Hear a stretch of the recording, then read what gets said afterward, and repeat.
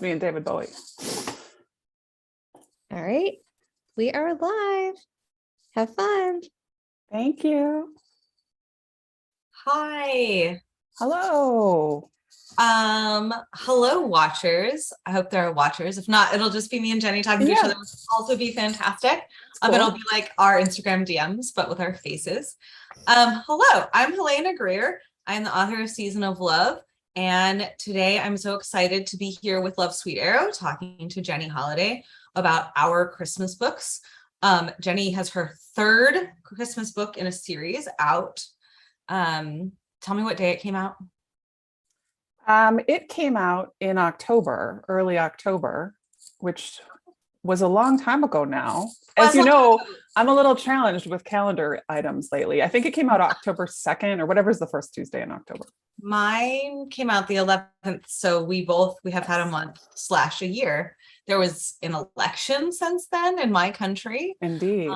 So things have happened, but I'm so excited to get to be here to talk about Christmas books and holiday magic and everything that's going on. I don't know if we want to start. Do you want to start, Jenny, by giving like a little elevator talk on Sure. your I do. And I also want to say that if you're watching this live through the magic of holiday magic, I believe you can type your comments into the YouTube comments or questions, and we welcome them both into the YouTube chat, and they're going to magically appear in the back end where we are here, we hope. Okay, so yes, I'm so happy to be here too, and to finally meet you. I feel like we've exchanged a lot of messages in recent days, but it's nice to finally meet you. I am here talking about So This Is Christmas, which is the third book in a series. They're standalones, but they're kind of loosely in the same universe. It's about an uptight equerry to the king of a fictional micronation, fictional alpine micronation, who is tasked with kind of babysitting an American management consultant who is parachuted in to kind of straighten things out, which initially it seems like is going to mean laying people off and doing all that kind of efficiency stuff that he is just allergic to and hates. So he has to help her, and they don't get along until they do. You know how it goes in romance novels. And let's hear a little bit about Season of Love. We do. Oh, you got a copy, because Jenny blurbed my book, so I think she got a copy of it with her blurbing, which is wonderful. Jenny, you're the only person who understood the satire piece. I mean, I'm sure you're not the only person. You're the only person who mentioned it in your blurb. I did. Oh my God, Jenny's. Oh, I can't remember what I said. It was said it was subtle satire, and I was like, yes, it is. So I appreciate that someone understood my humor. Season of Love is a queer Jewish Christmas rom-com about a bisexual chaos artist who goes to sit Shiva for a great aunt and the place that she hasn't been for 10 years, and finds out that she's inherited part of a Christmas tree farm, and she has to save it from bankruptcy, as of course you do in Hallmark and, you know, Christmas things. You have to save the Christmas tree farm from bankruptcy. And the tree farm manager is the hot, fat, butch lumberjack who does not like her and thinks she's going to mess everything up and she shouldn't be there. Very similar to Jenny's book. They don't like each other at all until they do. And it is the first of a planned series set in a little fictional world. So I want to ask you, it's funny, until you said that, I mean, obviously there's a lot that these books have in common. And I knew that going in, but just listening to you talk, like, kind of made a bunch of little fireworks go off, which I would like to explore. But can you maybe back up and tell us what gave you the idea for this book or this series? So I was watching Hallmark movies the day before the 2018 midterms. Oh, okay. That's an interesting little full circle moment here. It is. Yeah. I was angry and scared. It was the middle of the Trump administration, and I was sort of at having a lot of gay rage and mom rage. I had a child in 2015, and I was suddenly like, oh my God, I have this world. I've brought this baby into this world that's completely different than I thought it was going to look. And was watching Hallmark movies to try to stop existing in the world, to dissociate. And I got angrier about how little representation there was. And so I started tweeting about the plot of I said, here's like an easy plot. Hey, Lifetime, because at the time Hallmark didn't have any queer people in their movies at all. So I knew they wouldn't do anything. They do now. I said, hey, Lifetime, here's a free movie idea for you, plot for you. And I started tweeting a plot of Hallmark movie. And a friend of mine DM'd me and said, you're a writer. You could write this. So that was November 5th of 2018. And by the end of that Christmas break, I had like a 40,000 word Word doc. And I had just started trying to create this little world where you have this sort of soft focus magic that happens in Hallmark movies, but with everyone kind of included at the table. Okay, so I have so many questions. So when your friend said you're a writer, were you like, you were already a novelist or an aspiring? So the idea for the story came before the concept of writing a novel. I had a bachelor's in poetry.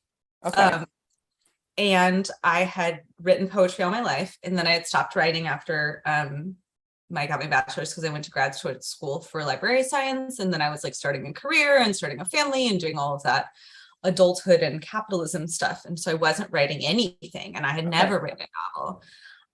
Nor did I know anything. I'd never read Romancing the Beat. Like, I had read thousands of romance novels, but it had never occurred to me to write one. My fiction professor in my undergrad told me I was bad at writing fiction. And I had said, like, I guess I'm going to stick with poetry.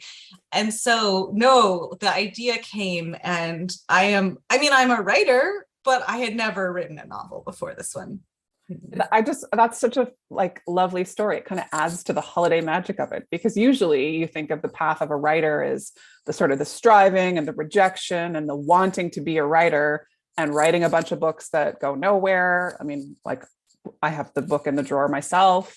So I kind of love that story, that like the idea was just so strong that it preceded the career path. Yeah, I think it was time for me to come back to writing.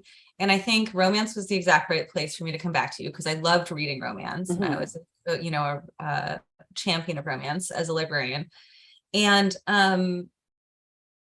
I will say, like, I always tell people, don't try to just write a book without doing like any craft homework, or like, I rewrote this book so many times from a structural, like down to the studs level, trying to get the beat just land in the right place.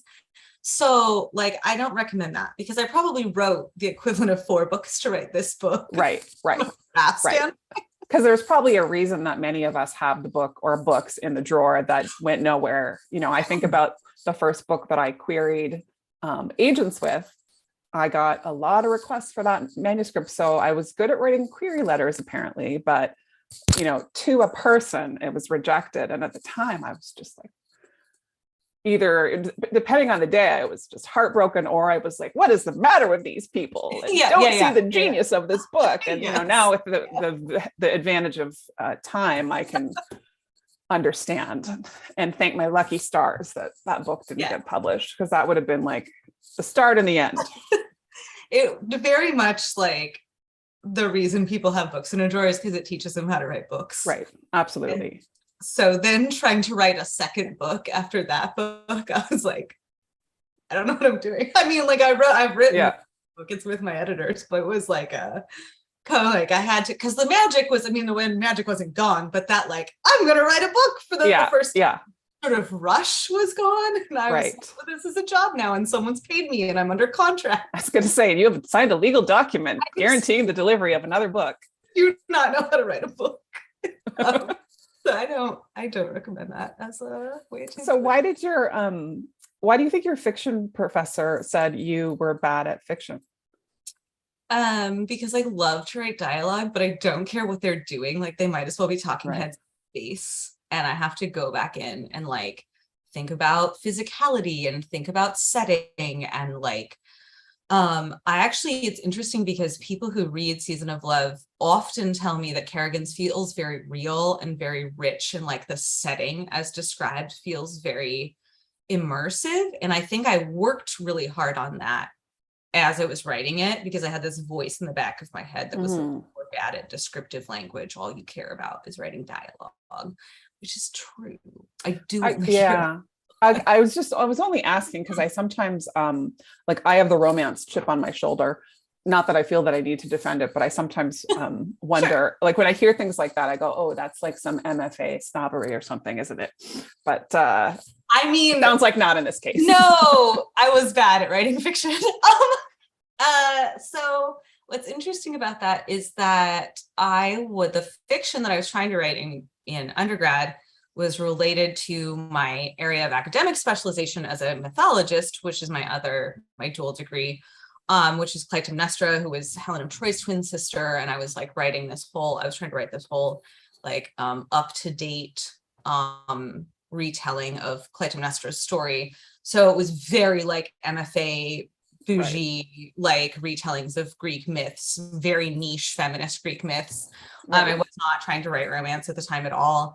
I have since then sent an email to the writing department at my undergrad to say like, hey, I'm publishing with a big 5 and would you like me to come talk about how to write genre fiction? And they have ghosted me. So I have a PhD in geography, and they emailed me, my department is years ago now, but the chair, who I didn't know, I understand that you're working in you're not an academic. We're doing a panel for PhD students on non-academic careers, and how it can be viable to do something else. Would you be on the panel? I was like, sure, but you should know that actually I had a day job at the time, but I told them the whole thing, and this was my plan, was to try to move toward fiction. Never heard another word from them. Yeah, that's unsurprising to me. Yeah. It is super cool that you have a PhD in geography, though. Yeah, well, I guess. And some nations.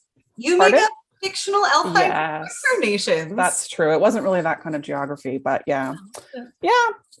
So I go around with like a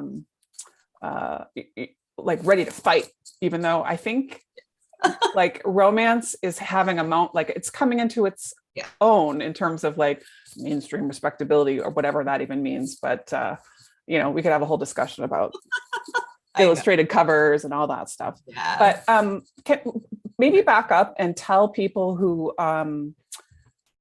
might not have read the book, who might be watching, what Kerrigan's is. Yes. So in this book and the book after it, and hopefully future books, knock on wood, there is a matriarch of this family named Cass Kerrigan, and she quits her family business and opens a Christmas tree farm with a Christmas themed inn on it. So there's like 100 acres of wood and like a Christmas tree wood, and then a Victorian inn that's Christmas themed all year round. And the entire business is called Kerrigan's Christmas Land. And from November 1st until January 1st, it is a nonstop Christmas festival. And everything is covered in lights, and there's animatronic cherubs singing Joy to the World. And it is lit up like the 4th of July, and you cannot escape. And the whole family who owns it is Jewish. Right. And it is, when we meet them, it's been running since the early 60s. The matriarch has just died, and it is in dire financial straits, mostly because all they do is have a business from like November to January. Right. They have not yet expanded into having an event space year round. Right. It is funny how like both these books have the kind of fantasy immersive, holiday worlds in them that are sort of in trouble and need to be straightened out business wise. Yeah. Reality meets fantasy, I guess. So Eldovia has this king who's like, in the first book, has like opinions about who his daughter should marry, right? And is maybe like not like Cass Kerrigan had opinions about who everyone should marry, and she tried to like we don't see her on page because her death is what kicks off the events of the series, but like has tried to kind of micromanage everyone's life in that way, but has not managed her finances well. Right. And so in this third book, you've got Eldovia's king has not necessarily well managed the kingdom's finances. And so someone's coming in to try to fix it. And then you have someone who like very, very, very much loves Eldovia or Kerrigan's and wants it to stay the same. Right. Sort of like, how dare you come in and try to fix it? Right. This sort of like slightly chaotic force who's like, I'm just trying to make it better so it doesn't get shut down. Right. Tradition versus change. Yes. I guess it could be boiled down to. Yeah. Both have those going on. Which I think it's really interesting that we both sort of made up these very immersive fake places, which is very Christmassy to me, right? Like you see all of these Hallmark movies that have these little towns that are like Christmas Town, right? And little slightly magical things happen in them. Right. Like you have a mailbox where if you put things in it, or like a little Christmas village, and when you move the people around, real things happen or whatever. Right. So did you, when you were sort of making up Eldovia, did you think of it as being sort of one of those towns in a Christmas movie, or did you think of it as Alsace-Lorraine, or I thought of it as being one of those kingdoms in a Christmas movie. Like you, the idea for this kind of came to me when I was watching Hallmark Christmas movies, which I, at the time, and even now don't do a lot of, not because I don't like them, but because there is no Hallmark channel in Canada. I think now the movies have been licensed to another channel, but it's a cable channel that I don't have cable. So, I mean, nowadays you can see this kind of stuff on Netflix and sure. But back then, I think it was like 2000 and I know there's no Hallmark channel. I might be wrong. There was no Hallmark channel at the time. Anyway, but my dad is a huge fan of Hallmark Christmas movies and Lifetime and all that stuff. So I was visiting him one holiday and he had a whole bunch queued up that we were going to watch, and we had a marathon. And he would always just be completely incredulous, like, how is this going to work out? He would just get so worried about it. And I would always say, well, like clearly this and this and this, and there's going to be a ball and there's going to be some kind of meddling do-gooder. And he would be like, how do you do that? And he's going to see her in the dress and they're going to stop and stare. And I was like, well, at the very least, Dad, it's going to work out, right? Because at this point, I had published several books and, like, you at least get the concept of a happily ever after, right, Dad? And he's like, I know, I just don't see how they're going to get there. So I just kind of thought, one of the things I love about romance and sort of the citizens of romance land is how we all can love something at the same time that we, I don't know what the word is. It's not a mocking thing, but we have we have kind of a winky wink appreciation for stuff that maybe outsiders would make fun of. Do you know what I mean? I'm not saying this well, but there's I'm a huge fan of Meatloaf, the guy. So this is my life. I came into this as a pre-existing ability to go, I love this thing that I know you're going to mock. Right. And so what I had this idea. I was like, could I write a Hallmark Christmas movie, but in book format, but like more the way I would do it, which would be, like people joke that these books are Hallmark After Dark, which they are, but they're also, I think a little despite the sort of fluffy Eldovia setup there, I was trying to make them a little bit, I don't know, darker, I guess, for lack of a better word. So I thought, could I do this? Could I like take the concept completely seriously at the same time that I'm like totally leaning into the over the top? Yeah. I just made up a fictional micronation in the Alps that isn't there. And they have a, you know, I was talking to a friend when I was like, what if they have a cocoa ball? She was like, of course they have a cocoa ball. So, Yeah, you know, I was like trying to do both at once. Like, this is a Yes. genuine romance. And this is also like a bonkers Hallmark trope fest.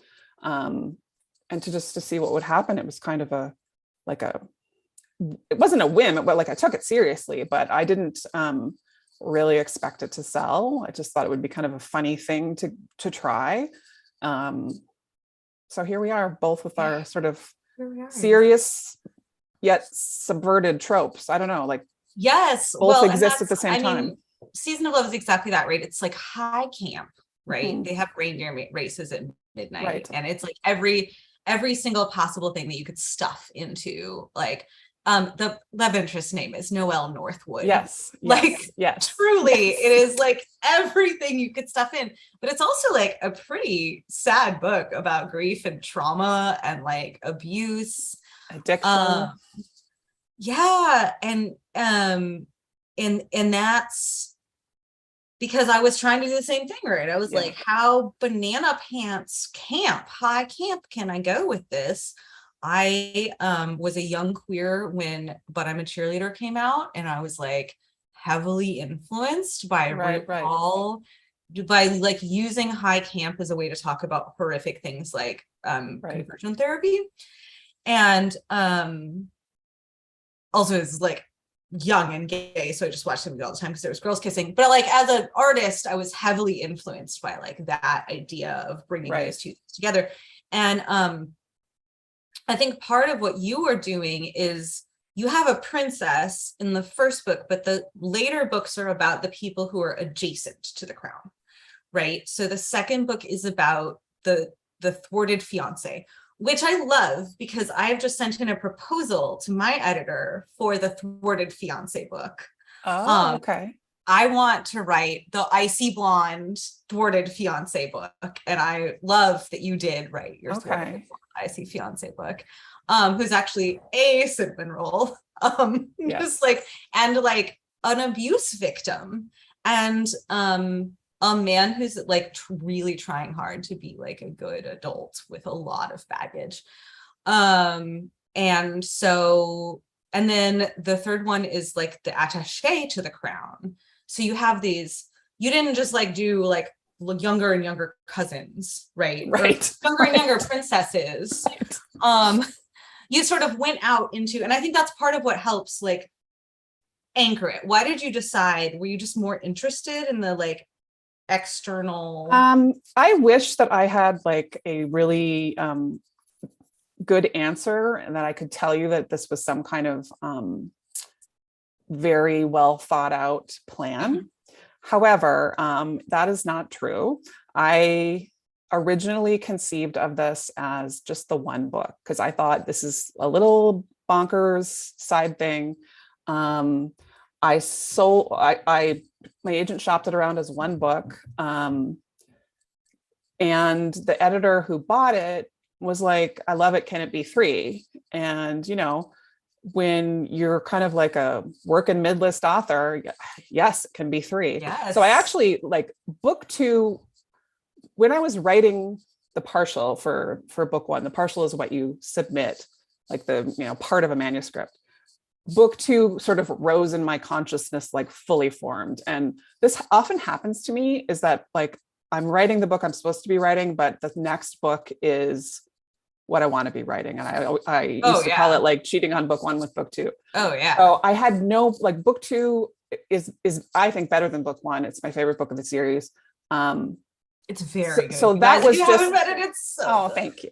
So that was like ready to go. Yeah. And the third one, I was just kind of batting ideas around with the editor, and she was like, can Mr. Benz have a book? And as soon as she said that, I went, yes, of course, Mr. Benz can have a book. Yes. So it was kind of a collaborative process to get to the idea of Mr. Benz.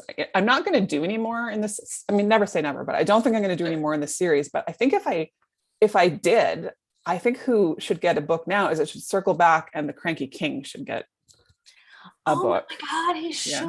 Yeah, because Yeah. we've talked a little bit about like the age of protagonists in these books. So that would be like, Yes. I don't know if that would ever fly, but I mean, he can't be that old, right? I don't know if you canonically have said, but I don't know if I have said it's either. not. I mean, Well, and actually you're right. He can't be that old because she's like, one of the things we talked about talking about was the age of characters. And I think that part of the reason I liked book 2 better is because they're older. sure. In book 1, they had to be quite young for it to sort of logistically work out, because the one of the main characters has a much younger sister that he's the guardian of. And for that, Yes. like, even unless she was going to be like 20 years younger than he was, which Yeah. just isn't that realistic, he had to be pretty young. Pretty young. And also, the first book is an arranged marriage, but her marriage is not arranged to the man she ends up with. She's had an arranged marriage to this duke, Right. and he's younger than his love interest is. Right. And so it makes sense that they are fairly young when their marriage is arranged, when everyone kind of goes like, okay, you're 25, get married now. You're done with school, time to get married. Yeah. You figured it out. And then you have a little bit more room in the second book to have him fall in love with a almost tenured professor. Right. Right. Attempting to get tenured professor, which puts her in her early 30s. But again, if the princess is 25 or so, Yeah. And he could easily just and be his 50 marriage or was 25. arranged too, so he could be That's 50. super reasonable. Yeah. He Right. doesn't have a mad- I mean, Nicole, if you're watching I this, I am on board. all right. There's There's a book club that are full of just these lovely people who are big fans of the series, and they are the ones who started lobbying for a King book. I honestly see, I make myself seem like I just get ideas from other people. Go, why don't you write this? And I go, oh yeah, okay, maybe I will. Well, I love that you talked about your second book sort of rising. I'm fascinated by second books in series, because I think in the first book I often like the second book better than the first book, just because I think sometimes you're kind of getting your feet underneath you for the first book in a series and trying to figure out what everything is. And as the second book kind of often, I think, rises to the top of this very obvious sort of thing. And when I was I rewrote Season of Love about 17 times, I think, but in about the fourth rewrite, Hannah is Miriam's cousin. She runs the inn part of the business. She's Noelle's best friend. And she was supposed to have this tragic backstory where she was in love with she had like a dead fiance who was the son of the cook and the handyman of the inn. And she was like getting over this death, and like, she was maybe not going to be ready to fall in love again, but she was going to fall in love with Miriam's best friend, Cole, who was sort of like come along on this adventure. Right. And somewhere in the fourth or fifth rewrite, Miriam's dead, tragic fiance was like, I'm not dead. I have no interest in being dead. I'm going to come coming back for my girl, and you better write me a book. Yes, I And love that it. book just started talking to me. I mean, the two of them had these intense, like sexually charged arguments in my head, like while I was driving, and like, Yes. I couldn't stop thinking about that book. Well, and you can tell when you read, like, this is one of the, this book has very strong where you're like, I see what's going to happen here and I cannot wait. Yeah, they and it's funny because the no longer dead fiance is not in the book at all, but he gets talked about a lot because he's sort of like the Right. prodigal son who's Right. off stage. And I had to do a find and replace and cut references to him out of the manuscript, because I was like, you're not in this book, man. Like, I cut so many references because he kept trying to like jump in the scene. And I was like, this Yeah, isn't a book yeah, about you. yeah, Let these two yeah, beautiful women fall in love and have their love Yeah. story. yeah. Wait your turn. Wait, your book's coming. I But hopefully promise. that means that the second book was, or I don't know if you're done with it, or is easier to It write. was a craft challenge, partly because it's only the second novel I've ever written. I Right. think any book would have been a craft challenge. Right. I think everyone's second book that they write is kind of a craft challenge. But it's dual timeline because they've been in love their whole lives. They're childhood best friends, and it's Mhm. second chance. So it's told in like flashbacks that are Mhm. parallel moving forward, and then present day. So that was challenging. Mm. But it was easier to write, partly because in some ways, because I just like knew what a beat sheet was. So I knew how to like structure a romance novel. And partly because I had this intense vibe that I knew that I needed to hit. And so I had like the note that you're aiming for. Instead of sort of like, let's write a book and see what happens. And I think we would end our discussion with this, but since we're here, when is that book going to come out? It's coming out in fall of 2023. Right. So a year later. It's not a Christmas book. It takes place from Passover to Pride. So Oh, cool. March Okay. to June. But is it set at Kerrigan's? It's set at Kerrigan's. Yeah. It's set at Kerrigan's.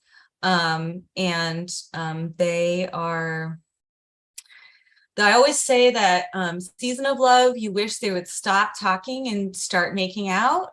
And For Never and Always, which is the second book, you wish they would stop making out and talk about their feelings a little more. Sorry, did you say for never and always? For Never and Always. Love it. Love it. Perfect. Nice. Okay, I want to ask you one more question. Okay. Well, I'm going to ask you more than one more question, but Sure. I want to back up on my little list here.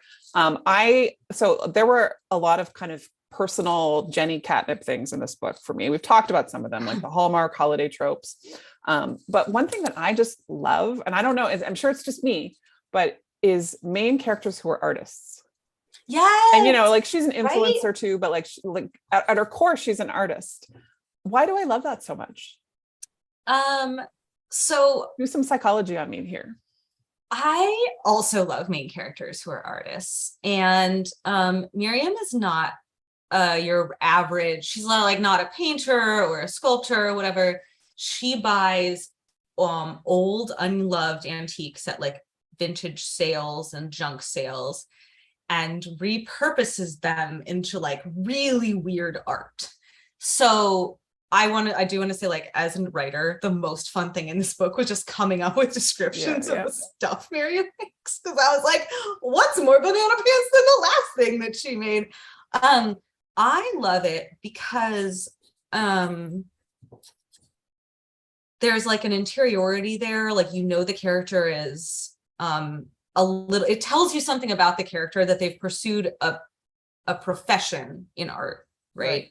They're not just like a hobbyist who, like, not that there's anything wrong with being an art hobbyist, but if a character is a accountant who does art on the side, that tells you something about who they are as a character, right? Because they've like chosen the financial security above the art.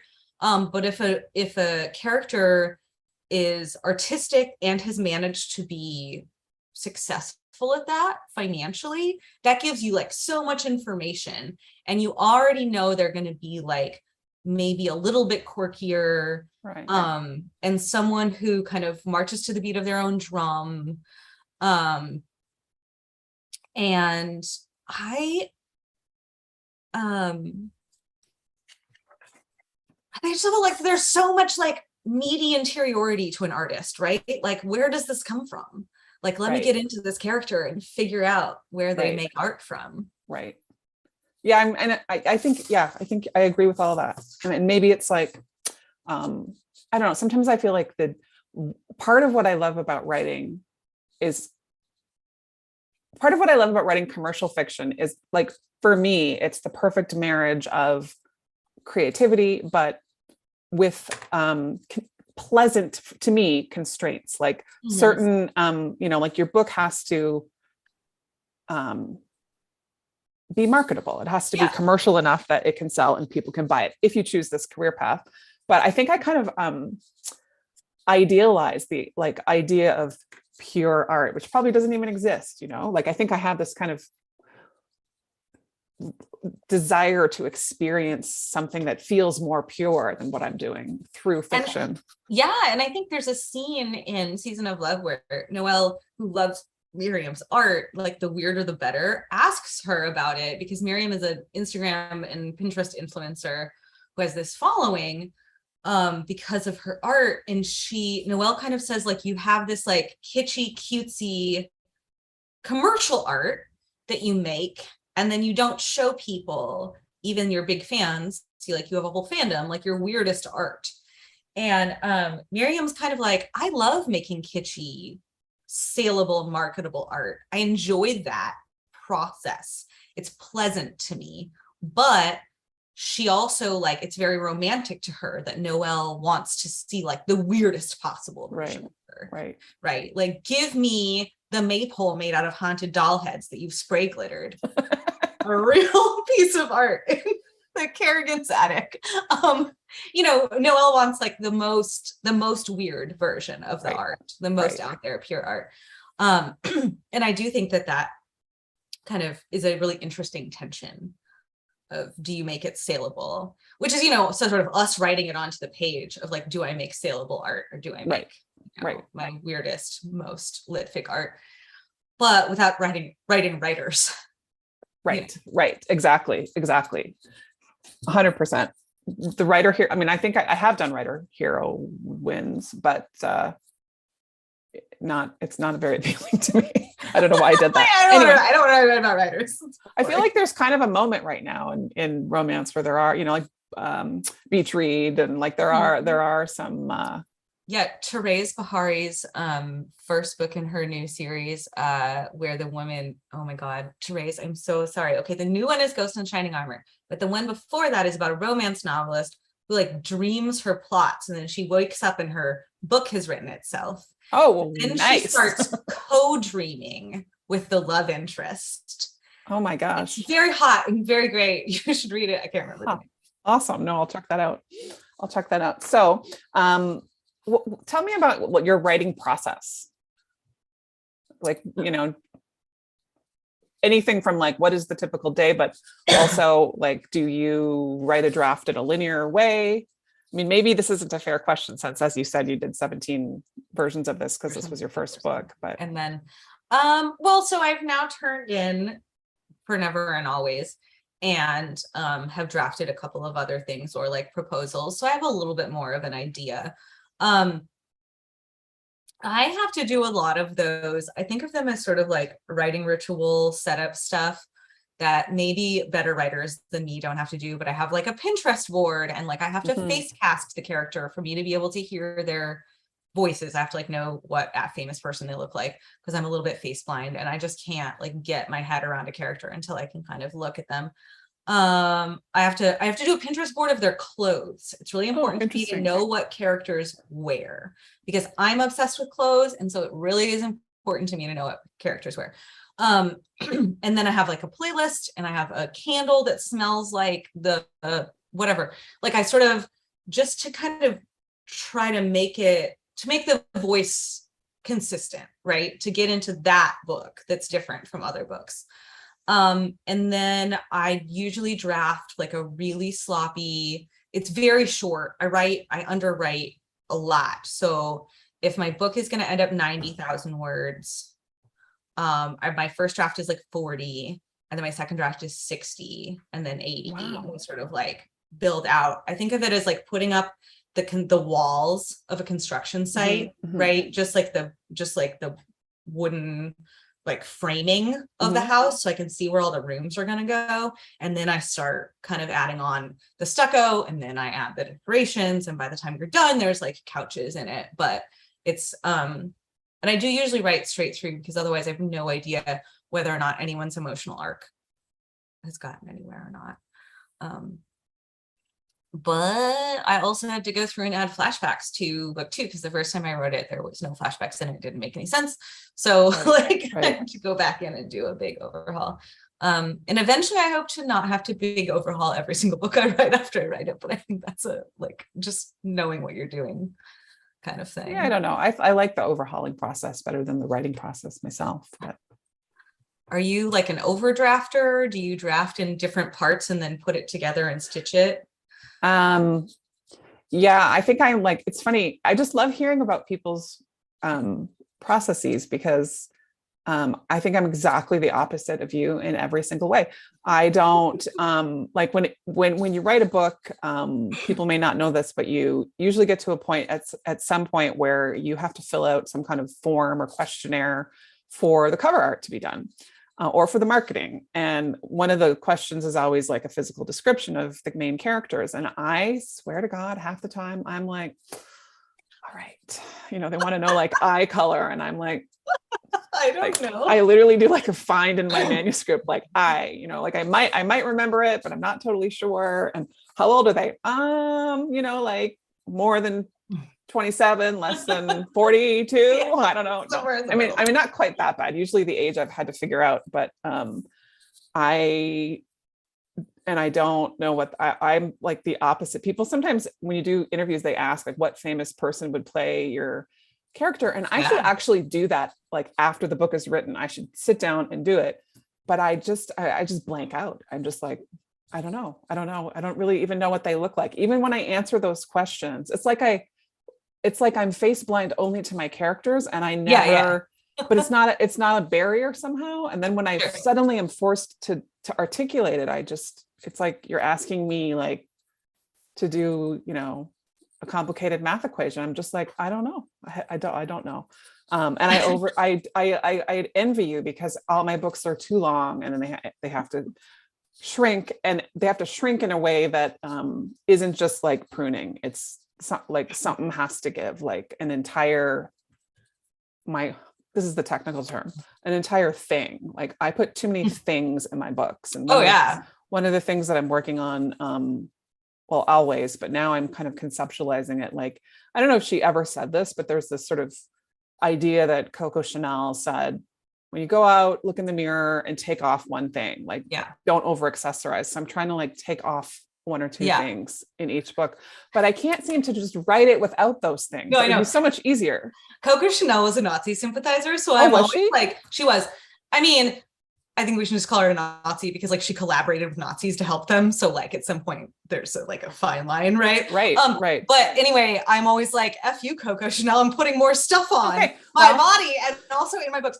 So there's always like 18 plots and like no emotional interiority. And my agent's like, what are they feeling? And I'm like, I don't care. And she's like, it's a romance novel.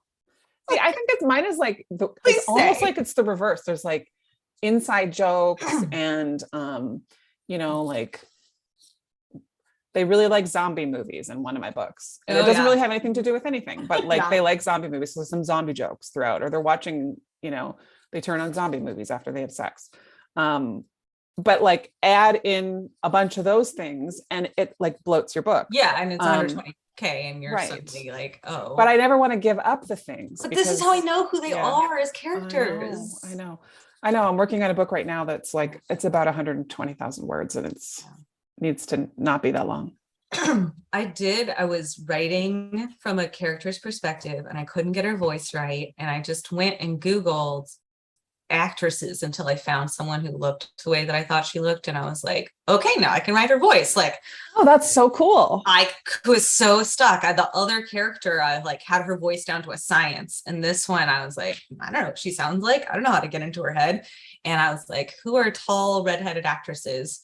And I like, there's like I should have like a murder board with like pictures of them. Yeah. I love creativity. I mean, I love how like that would in a million years never work for me. I would be like, well, there's a very attractive, interesting person. Yeah. But that doesn't help me at all. Zero help whatsoever. Totally like unblocked me. And I was like, why didn't I do this to begin with? Because I forgot. Nice. I love it. But yeah, I love that we all but I love that your zombie movies, like you're building that. That's your like Pinterest board of like who these people are to be able to get down to their character arc.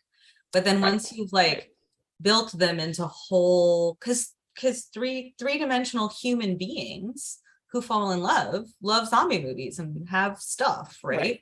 Right. Have pineapple allergies or whatever. But then once you've built that out, like you as the author need to know, but you have to figure out what the audience needs to know and what doesn't actually help them. And that's a bummer. Yeah, it is. It It's a is. bummer. But I guess that's why we have editors, right? It is. This is not helpful. God to bless the them. audience. And I'm like, it's cute. Yeah. So what about like, let's get off books now and just talk a Okay. little bit about the holidays. Okay. Do you have any well, I guess we can make it a little bit booky. So like, two-part question. Do you have any favorite holiday movies or books or like pieces of culture? And do you have any holiday traditions? So my family reads a Christmas Carol aloud every year, which is like our holiday tradition, and also the only Dickens novel that I enjoy. Sorry, Charles. He was paid to write. He was paid by the word, and you can tell. Right. Over Not my a fan. Sorry. Too many things, Charles. Sorry, Charles. You did not edit out your work. We got every zombie in the Charles. Anyway, I do love reading A Christmas Carol out loud every year.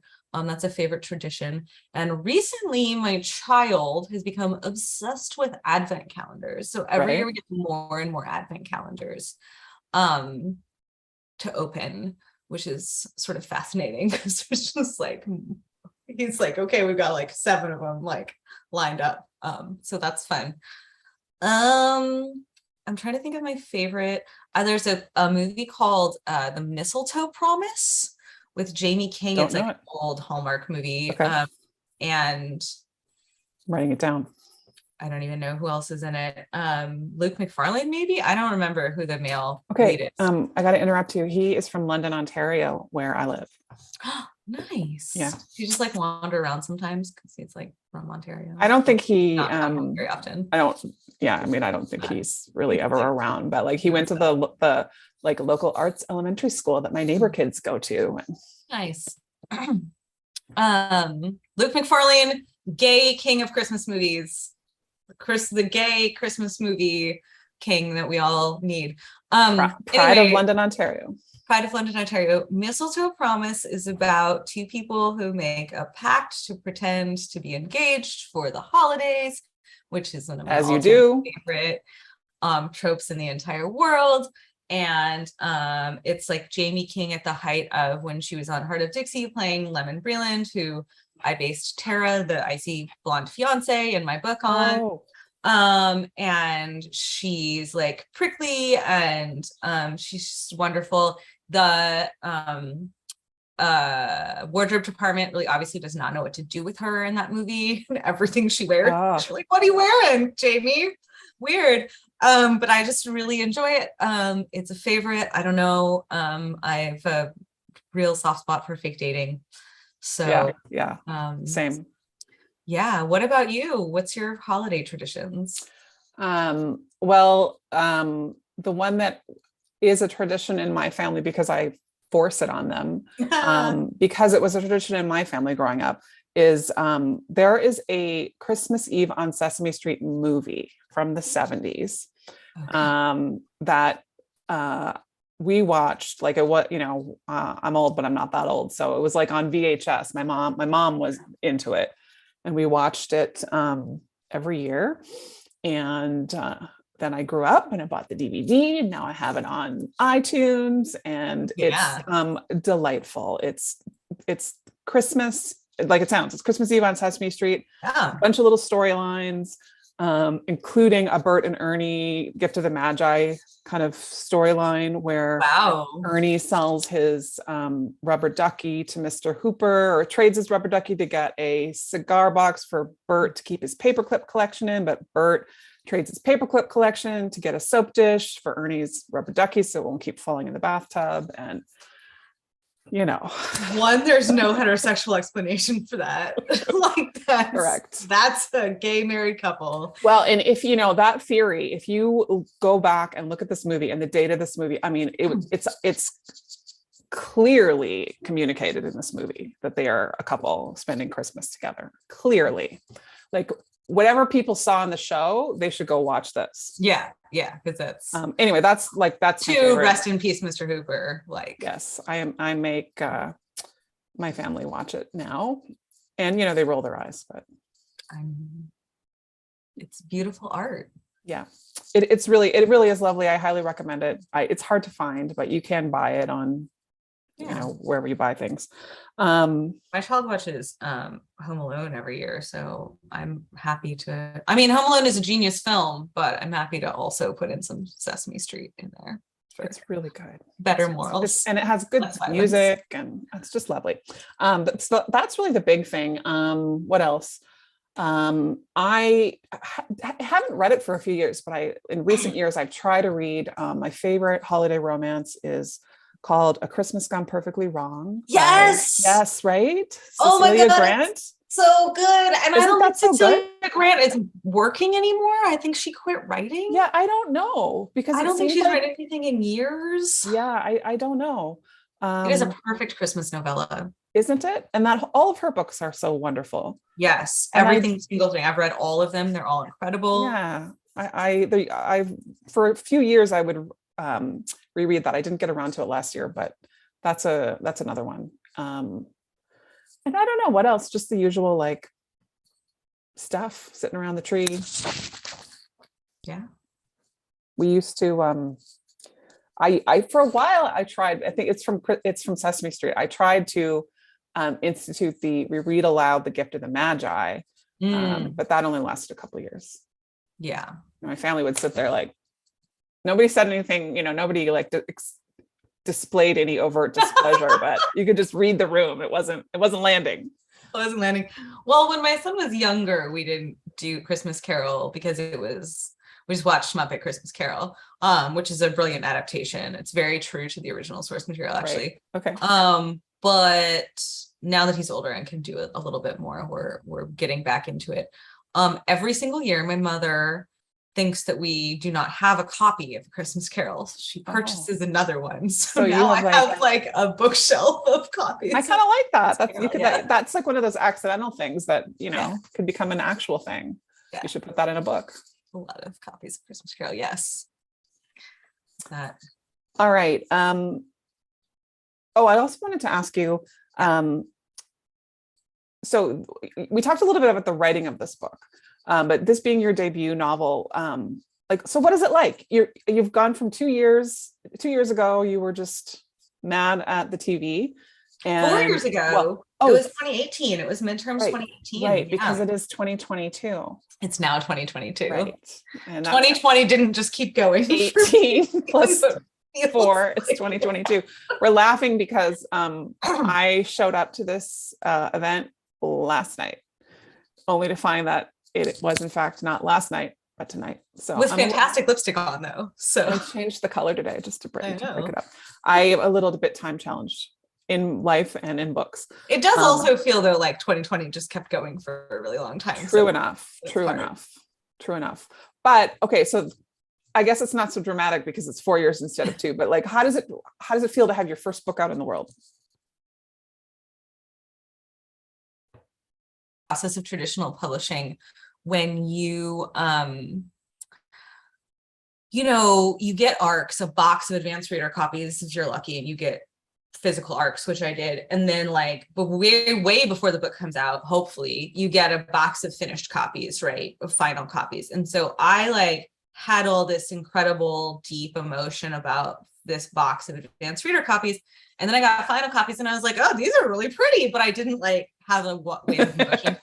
And then I went, when the book came out, to go look for it, and it was on a display at Barnes and Noble next to a book by a Pulitzer Prize winner, and I was sort of like, this is wild, but it was hard to fully emotionally process what was happening, right?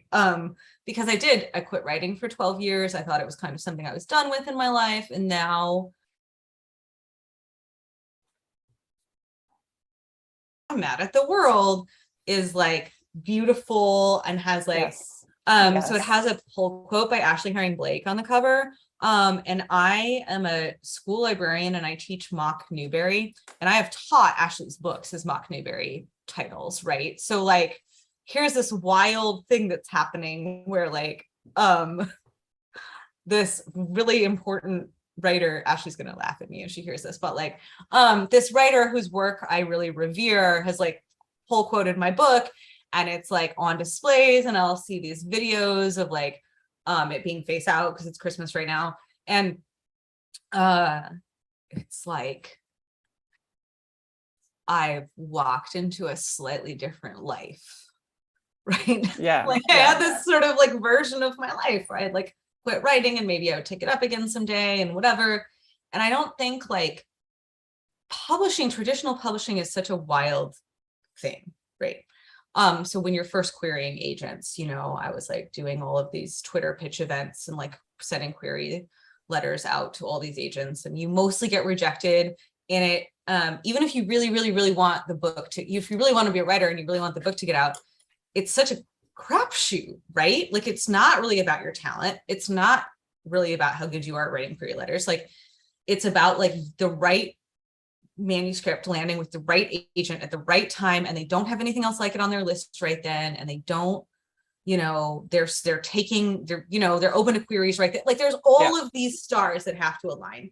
And then a lot of people's first book doesn't go anywhere on sub. Like a lot of people, I know a lot of people whose first book died on sub or in acquisitions, and then they had to go back out with a second novel.